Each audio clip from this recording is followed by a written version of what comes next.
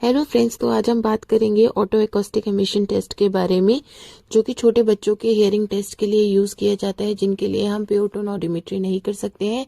अगर ये स्क्रीनिंग के लिए यूज़ कर रहे हैं तो आप पता कर सकते हैं कि आगे जांच की ज़रूरत बच्चे को है या नहीं है।